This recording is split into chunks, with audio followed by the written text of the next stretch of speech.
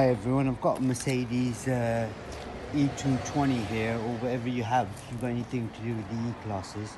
Right, this is on a 66 plate, which is 2016, 2017. There's one way you can undo your, unlock your boot, which is the key slot here, you can see.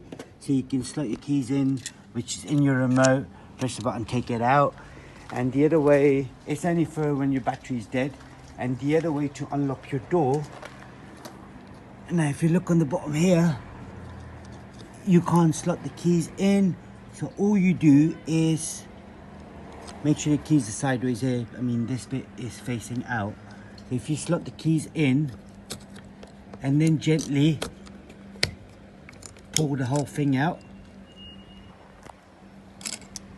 and the whole cover comes out.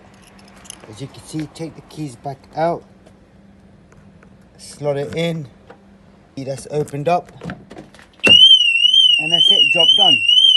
So once you do that, you get in the car. If you've got a bit of power left in your car, it would just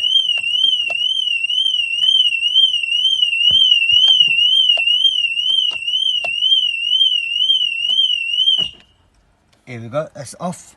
That's it. And once you've done that, all you do is connect the jump pack.